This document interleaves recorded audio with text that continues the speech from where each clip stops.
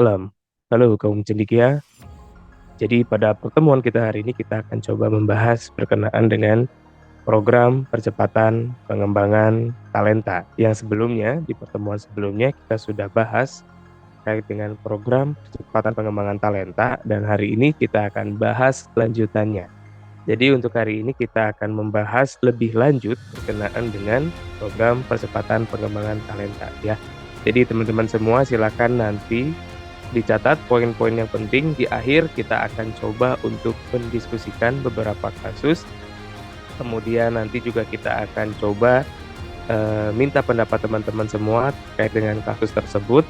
Angka apa sih sebetulnya yang terbaik supaya pada saat nanti kita menyelesaikan kasus itu, solusi ini bisa menjadi salah satu solusi yang paling tepat dalam memecahkan kasus sumber daya manusia yang berkaitan dengan karir dan juga berkenaan dengan talenta ya.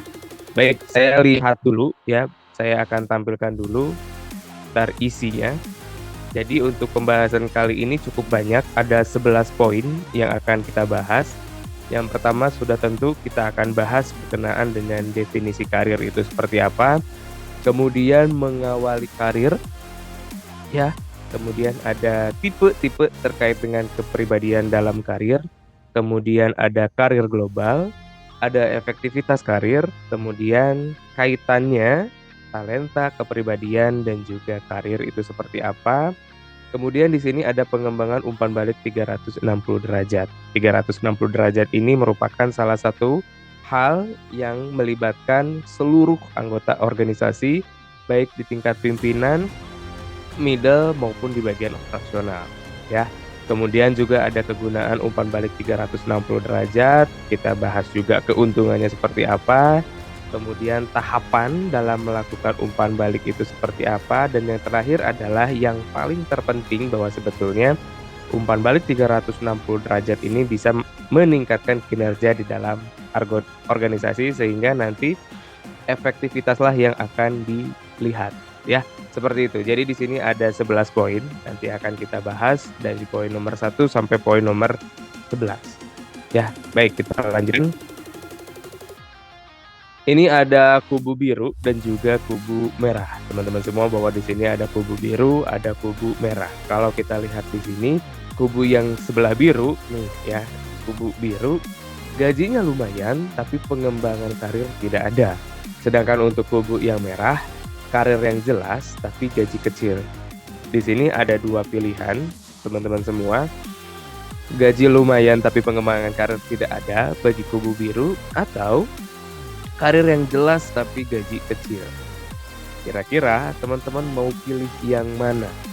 Setiap orang pasti punya pertimbangan masing-masing. Apakah saya mau menggunakan kubu yang sebelah biru ya, atau saya mau kubu sebelah merah? Tentu jawaban ini akan bervariatif ya. Kembali lagi ini tergantung kepada situasi dan kondisi dari setiap orang. Yang perlu saya sampaikan di sini adalah keunggulan dan kelemahan untuk iya biru apa, kemudian kubu merah seperti apa. Saya akan jelaskan ya. Nanti setelah definisi kita akan jelaskan sama-sama ya bahwa sebetulnya pilih yang kubu biru atau kubu merah. Kita lihat dulu sebelum ke sana ya, terkait dengan karir. Saya jelaskan dulu terkait dengan definisi karir. Jadi kalau dilihat secara definitif bahwa sebetulnya perkembangan dan kemajuan dalam pekerjaan seseorang. Ya, kata ini juga bisa berarti jenjang dalam sebuah pekerjaan tertentu. Ya, sudah tentu di sini erat kaitannya dengan pengembangan diri. Berkenaan dengan pengembangan diri, sudah tentu nanti akan naik level, next level. Sudah tentu tanggung jawab pun akan berubah. Tanggung jawab semakin besar, ya, karena judulnya juga pengembangan karir ya. Sudah tentu tanggung jawab yang diemban pun akan semakin besar, ya. Oke, lanjutkan lagi. Nah, di sini ya, di sini ada kait dengan mengawali karir ya. Jadi karir itu tidak selalu di bawah terlebih dahulu, tetapi ada beberapa kondisi di sini.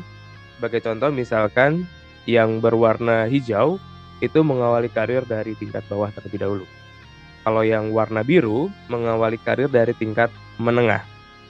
Kalau yang merah itu mengawali karir dari tingkat atas, ya.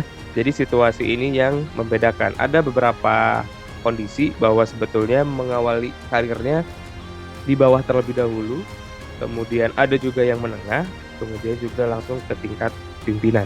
Sudah tentu ini memiliki ciri khas dan karakteristik masing-masing. Sebagai contoh misalkan kalau yang hijau mengawali karir dari tingkat bawah, memahami budaya hanya di lapisan dasar saja. Lapisan dasar ini adalah lapisan bagian operasional atau bagian pelaksana. Di dalamnya sudah tentu tidak termasuk terkait dengan kebijakan, tidak termasuk terkait dengan pengambilan keputusan. Jadi apabila memahami budaya hanya di lapisan dasar, sudah tentu ini erat kaitannya di bagian operasional. Ya, poin yang pertama adalah memahami budaya hanya di lapisan dasar saja. Kemudian ciri khas atau karakteristik yang lainnya adalah terkait dengan konflik. Berarti konfliknya hanya di bagian operasional saja, tidak berkembang ke bagian tengah maupun di bagian pengambilan keputusan. Berarti mengawali ke tingkat bawah, konfliknya dominan hanya mengetahui di bagian operasional saja. Kemudian terkait dengan pengembangan, bimbingan dari level tingkat menengah. Jadi operasional itu nanti akan di-coaching atau dibimbing oleh bagian tengah, ya, seperti itu. Ini kalau misalkan kita melihat sudut pandang terkait dengan mengawali karir dari tingkat bawah. Kemudian kita lanjutkan lagi, berkembang ya, ini mengawali karir dari tingkat menengah, ya. Sudah tentu di situ tidak hanya bagian pelaksana saja, tetapi juga ada kebijakan dan juga pengambilan keputusan di tingkat menengah. Sebagai contoh, salah satu karakteristiknya adalah memahami budaya lapisan bawah dan atas. Namun, kalau atas hanya kulit luarnya saja. Jadi, bagian tengah hanya bisa meraba-raba saja detail terkait dengan kebijakan kulit luar itu kita tidak sepenuhnya mengetahui ya secara jelas seperti apa. Kemudian berkembang lagi ya mengetahui kebutuhan organisasi. Jadi yang bagian tengah ini kenapa mengetahui kebutuhan organisasi? Karena sebetulnya memahami tingkat bawah, kemudian juga bisa menganalisis ya terkait dengan tingkat atas sehingga kebutuhan organisasi bisa mengenal lebih jauh. Nah, kemudian untuk yang tengah ternyata kerja keras untuk memahami level atas dan bawah karena memang bagian tengah ini bawah juga ikut berkomunikasi, atas juga ikut berkomunikasi. Maka tidak heran bahwa lapisan tengah adalah pemotor ya, penggerak untuk bisa mempengaruhi bawahannya dan juga mengkomunikasinya ke bagian atasan. Ya, kemudian lanjut lagi mengawali karir dari tingkat atas ini memang jarang sekali orang mengawali langsung di bagian keputusan, tapi perlu saya sampaikan bahwa sebetulnya hal tersebut ada, ya. Kemudian memahami budaya hanya lapisan atas saja, di bagian operasional, keluh kesahnya minim sekali untuk diketahui, maka supaya bisa mengetahui hal tersebut sudah tentu bagian tengah manajerial yang perlu mengkomunikasinya ke bagian ya, kemudian kehancuran organisasi bagi pengambilan keputusan bahwa sebetulnya di dalam tingkat atas itu erat kaitannya dengan pengambilan keputusan. Maka pada saat salah mengambil keputusan atau pengambilan keputusan yang sepihak, maka organisasilah yang akan dirugikan. Jadi untuk mengawali karir di tingkat atas ini memang perlu mengetahui ya setidaknya di bagian tengah seperti apa. Ya, sehingga nanti yang bagian operasionalnya akan disampaikan lebih lanjut oleh bagian tengah atau manajerial ya, seperti itu. Kemudian survei lapangan dari level bawah sampai level atas ini adalah PR-nya ya, bahwa sebetulnya bagian atas perlu mengetahui keluh kesah di bagian operasional seperti apa, kemudian di bagian tengahnya juga seperti apa. Ya, ini adalah terkait dengan mengawali karir. Kemudian kita lanjutkan lagi. Nah, di sini ada tipe kepribadian terkait dengan karir. Di atas itu yang berwarna merah itu dominan yang terjadi di dalam organisasi atau di perusahaan. Kalau yang warna biru atau ungu ini jarang terjadi, tetapi memang ada. Sebagai contoh misalkan yang sering terjadi di dalam organisasi atau di perusahaan, sebagai contoh misalkan di sini ada tipe stay, kemudian ada tipe prosedural, kemudian juga ada tipe fast, kemudian juga unpredictable. Jadi kalau misalkan stay, artinya kepribadian inilah yang sebetulnya tidak ada yang berubah, stay. Jadi tipe karir ini adalah stay. Artinya pada saat kita berperformance bagus gitu ya, jenjang karirnya tidak ada, tetap di posisi itu. Biasanya ini adalah posisi untuk bagian administratif, ya, seperti itu. Kemudian kita lanjutkan lagi, ada tipe prosedural. Biasanya untuk tipe prosedural ini untuk orang-orang SDM, manajer, supervisor. Jadi kalau yang tipe prosedural itu nanti akan dilihat jenjang mengabdi atau masa kerjanya yang dilihat. Sebagai contoh misalkan setelah 5 tahun kemudian kinerja bagus akan diangkat menjadi supervisor. Kemudian 10 tahun akan menjadi manajer, kemudian juga akan meningkat lagi untuk jenjang karirnya. Jadi prosedural ini dilihat dari tahunnya, seberapa lama yang bersangkutan bekerja di perusahaan tersebut. Ya. Kemudian fast, ya. Jadi kalau misalkan fast ini jenjang karirnya begitu cepat. Artinya tidak melihat seberapa lama dia bekerja di dalam suatu perusahaan, tetapi akan dilihat performance-nya. Jadi sudut pandangnya berbeda dengan yang prosedural. Kalau prosedural itu dilihat dari berapa lama dia bekerja, ya. Kemudian kalau fast itu nanti dilihat dari seberapa besar performance yang dihasilkan. Sebagai contoh misalkan orang-orang marketing itu akan dilihat dari penjualannya. Biasanya orang marketing kalau penjualan bagus, kemudian menguntungkan bagi organisasi, itu akan naik levelnya akan lebih cepat dibandingkan dengan bagian yang SDM, karena yang dilihatnya adalah performance, ya. Oke, itu ada fast, kemudian unpredictable. Unpredictable adalah beberapa posisi yang kosong, kemudian akhirnya diisi oleh bawahannya. Jadi unpredictable ini adalah karir atau posisi jabatan yang kosong akhirnya diisi oleh orang-orang tertentu. Biasanya unpredictable ini faktornya dipengaruhi oleh eksternal, seperti ada pemindah kerja, kemudian pemutusan hubungan kerja, akhirnya diganti oleh orang baru, kemudian ada juga misalkan meninggal dunia, bisa juga dengan digantikan posisi baru karena memiliki channel atau kenalan di perusahaan tersebut. Ya, seperti itu. Jadi unpredictable ini benar-benar tidak bisa diprediksi karena dominan itu dipengaruhi oleh faktor eksternal, seperti itu. Nah, biasanya yang terjadi di dalam suatu perusahaan itu ada yang stay, prosedural, fast, dan juga unpredictable. Kemudian ada juga yang spiral dan transitory. Jadi kalau misalkan transitory itu seperti ini ya, yang tadinya ingin bekerja di suatu perusahaan akhirnya memutuskan untuk pindah haluan. Pindah haluan ini tidak lagi bekerja di suatu perusahaan, tetapi membuka bisnis sendiri gitu kan, membuka usaha sendiri dan akhirnya menjadi berniaga atau berwirausaha. Transitory ini adalah diambil dari kata transisi, artinya berpindah. Yang tadinya berkecimpung di dunia bisnis gitu ya, di dunia perusahaan, organisasi, akhirnya dia keluar dan membuka bisnisnya sendiri. Ini transitory, tapi ini jarang terjadi, tetapi biasanya banyak terjadi di orang-orang yang bekerja di bank. Yang tadinya bekerja di bank, kemudian pindah keluar dan akhirnya membuka bisnis sendiri, membuka peluangnya sendiri.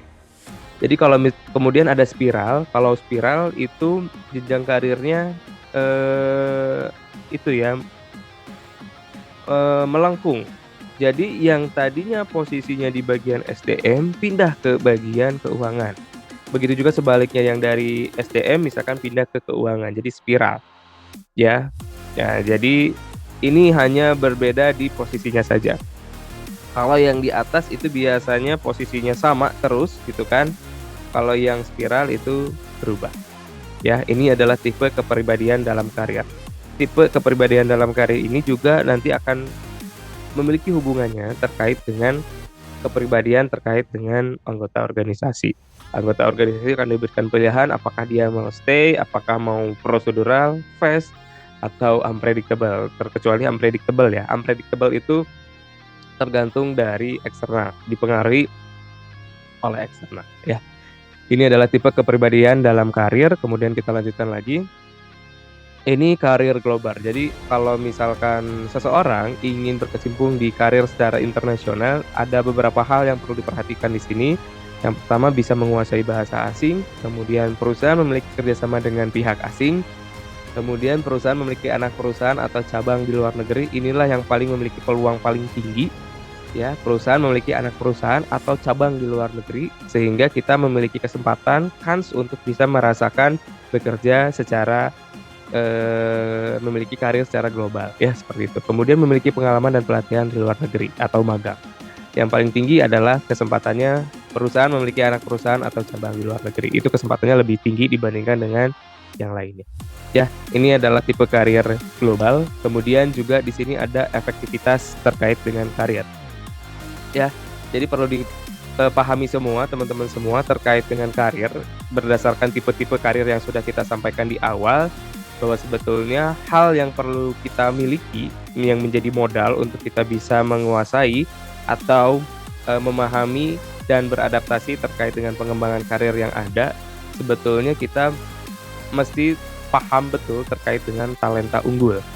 Keunggulan kita itu ada di mana sehingga kita bisa menyesuaikan kita akan berkecimpung di bagian karir yang sebelah mana gitu ya. Kemudian kinerja juga menjadi salah satu output yang dihasilkan dari talenta unggul. Dari kinerja ini menghasilkanlah sikap. Sikap inilah yang sebetulnya perusahaan inginkan ya. Sudah tentu nanti akan berhubungan dengan yang namanya integritas. Seseorang yang memiliki integritas tinggi akan lebih memiliki reward atau penghargaan dari organisasi.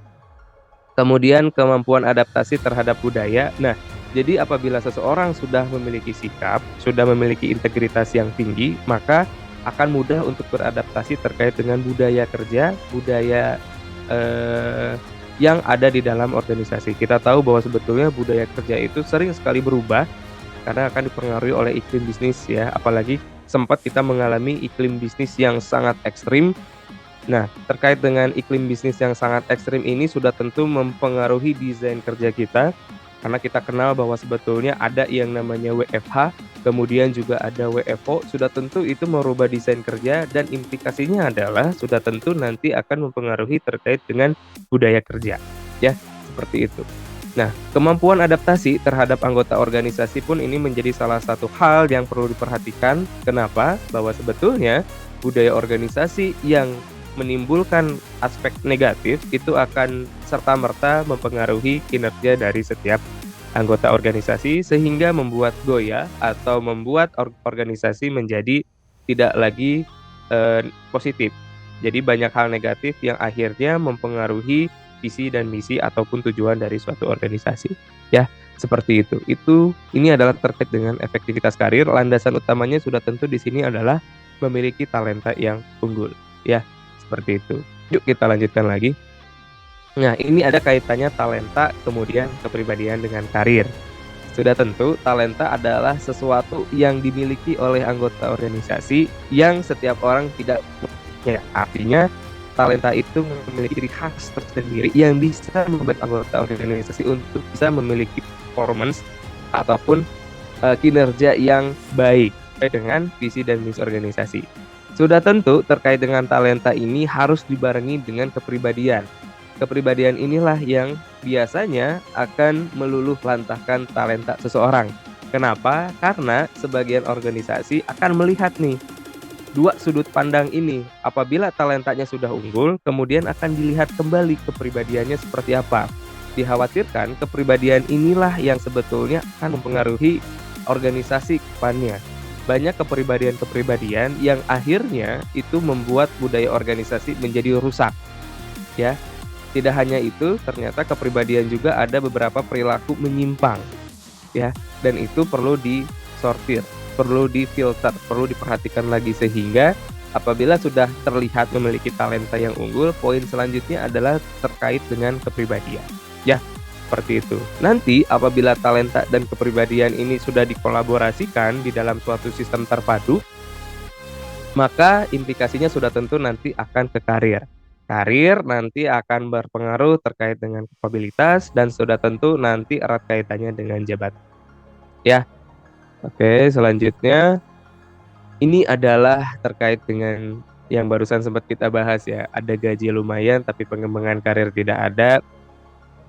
Kemudian karir yang jelas tapi gaji kecil. Perlu saya jelaskan di sini ya, teman-teman semua lihat di sini ada poin positifnya, ada poin negatifnya di sini ya. Kalau kita lihat di sini, kita bahas di kubu biru terlebih dahulu ya. Oke, pertama kontribusi bagi perusahaan minim. Ini untuk kubu biru ya, gaji lumayan tapi pengembangan karir tidak ada. Kita tahu bahwa sebetulnya kalau pengembangan karir tidak ada berarti stay di posisi itu terus dan tidak digantikan oleh orang lain. Maka kontribusi bagi perusahaannya minim. Ya, itu yang poin yang pertama. Kemudian stres kerja rendah. Teman-teman semua perlu dipahami bahwa sebetulnya stres di sini sudah tentu berkaitan dengan pekerjaan. Di luar pekerjaan itu kita tidak katakan sebagai stres kerja ya, karena sifatnya pribadi. Kalau ini sudah tentu erat kaitannya dengan kerjaan. Stres kerjanya rendah. Kenapa? Karena bahwa sebetulnya orang yang di posisi biru ini mengerjakan hal yang sama ya, mengerjakan hal yang sama bertahun-tahun gitu kan, maka terkait dengan stres kerja sudah tentu minim karena sudah terbiasa melakukan hal seperti itu ya. Kemudian jenuh, perlu dibedakan antara stres kerja dengan jenuh ya. Jadi kalau misalkan jenuh itu terkait dengan kadar bagaimana dia bisa menikmati pekerjaannya. Kalau jenuh itu karena melakukan aktivitas yang sama seumur hidup, seumur pada saat dia kerja di suatu perusahaan seperti itu ya. Jadi perlu dibedakan antara stres kerja dengan jenuh, itu dua hal yang berbeda. Oke, kemudian ada relasi kerja yang tak kunjung meluas karena serasa kalau kubu biru itu di kotak-kotakan ya. Nah, jadi komunikasi dengan di luar itu kurang, maka sudah tentu relasi terkait dengan kerja tak kunjung meluas. Kemudian minimnya gesekan antar pemangku jabatan karena tidak berkenaan dengan suatu kebijakan tertentu, maka sudah pasti minim gesekan antar para pemangku jabatan seperti itu. Ya, kemudian gaji tidak kunjung naik sudah tentu ya, gaji tidak kunjung naik karena sifatnya operasional. Ya, tidak perlu melibatkan strategi khusus untuk melakukan hal tersebut. Pengembangan dan aktualisasi diri itu menjadi minim sekali. Ya, seperti itu. Oke, kemudian lanjut ada yang di kubu merah, karir yang jelas tapi gaji kecil. Ini perlu kesabaran ekstra supaya nanti bisa merasakan gaji yang besar itu seperti apa sih kan gitu ya. Oke, kemudian kita lihat ciri-ciri khas yang poin merah. Perluasan relasi sudah tentu ya. Ini terkait dengan jenjang karir yang jelas. Itu sudah tentu nanti akan banyak berkomunikasi dengan orang lain. Sudah tentu nanti akan ada perluasan relasi karena berkaitan dengan kerjasama dan lain sebagainya. Kemudian gaji akan meningkat seiring dengan peningkatan karir, ini sudah tentu semakin tinggi karirnya, semakin tinggi jabatannya, sudah tentu nanti gaji akan mengikuti. Kemudian sempat terbesit bahwa kinerja menjadi tidak lagi penting apabila jabatan terbaik sudah didapatkan. Ini pasti lumrah dialami oleh setiap orang apabila sudah memiliki jabatan bagus gitu kan. Apalagi sih gitu yang harus dikerjakan gitu kan karena sudah punya jabatan. Itu di awal saja, kalau misalkan punya integritas tinggi malah sebaliknya sebetulnya. Jadi kalau misalkan sudah punya jabatan, wah saya harus berkinerja bagus nih supaya bisa mempertahankan jabatan saya. Ya, kemudian tantangan menjadi keseruan tersendiri. Ini bagi yang memiliki tantangan ya. Kemudian yang pandai mengelola stres cocok sekali kalau misalkan milih karir yang jelas tapi gaji kecil. Kemudian stres kerja tinggi sudah tentu ya. Kemudian banyak enemy ya, public enemy, banyak sekali orang yang tidak suka dengan atas kesuksesan kita, itu sudah tentu. Makanya terkait dengan hal ini kita perlu punya kepribadian yang kuat sehingga bisa sustain, kemudian bisa beradaptasi terhadap lingkungan yang berubah-ubah. Pengembangan dan aktualisasi pun menjadi tinggi ya. Jadi sebetulnya poin biru dan poin merah keuntungannya banyak di poin merah, tetapi perlu diingat bahwa setiap orang itu tidak bisa memposisikan diri di poin merah. Ternyata di Indonesia itu paling senang di posisi biru. Ya. Kenapa? Karena ternyata untuk mengelola stres itu tidak semua orang bisa menguasai hal tersebut. Ya, stres kerja itu merupakan hal yang sangat dihindari oleh setiap orang. Maka kenapa banyak yang pilihnya akhirnya pilih yang warna biru dibandingkan dengan warna merah, ya. Karena memang tekanannya akan lebih tinggi dibandingkan dengan yang biru. Itu kembali lagi pilihan teman-teman semua bahwa sebetulnya perlu diperhatikan, ini disesuaikan dengan situasi dan kondisi dari setiap orang. Perlulah peran pemimpin untuk bisa mengembangkan karir setiap orang, ya. Baik, kita lanjutkan lagi. Nah, siapakah yang seharusnya menilai kinerja kita? Ini berkaitan dengan umpan balik 360 derajat. Teman-teman semua, ini menjadi pembahasan kita selanjutnya. Ya, silahkan dibaca dulu terkait dengan umpan balik 360 derajat dan akan kita bahas di pertemuan selanjutnya. Kita akan buka beberapa kasus terkait dengan hal ini, ya. Jadi kalau misalkan barusan itu kita mengenal terkait dengan karir, terkait dengan pengembangan karir, ya. Jadi bahwa sebetulnya untuk bisa mendapatkan karir yang jelas, salah satu tolak ukurnya adalah kita memiliki talenta yang unggul, ya. Oke, terkait dengan umpan balik 360 derajat akan kita bahas di sesi selanjutnya. Jadi teman-teman semua silahkan dibaca terlebih dahulu supaya mendapatkan landasan ilmunya terlebih dahulu terkait dengan umpan balik 360 derajat. Umpan balik 360 derajat ini merupakan salah satu hal penting bagaimana nanti akhirnya organisasi memilih Anda dan Anda menjadi orang yang paling berpengaruh di dalam suatu organisasi disesuaikan dengan jabatan dan divisi kerja seseorang, ya. Baik, terima kasih. Kita akan ketemu lagi di pertemuan selanjutnya. Apabila ada pertanyaan silahkan ditanyakan di forum, grup WA ataupun secara personal, ya. Kita ketemu lagi di pertemuan selanjutnya. Terima kasih. Wassalamualaikum warahmatullahi wabarakatuh. Salam.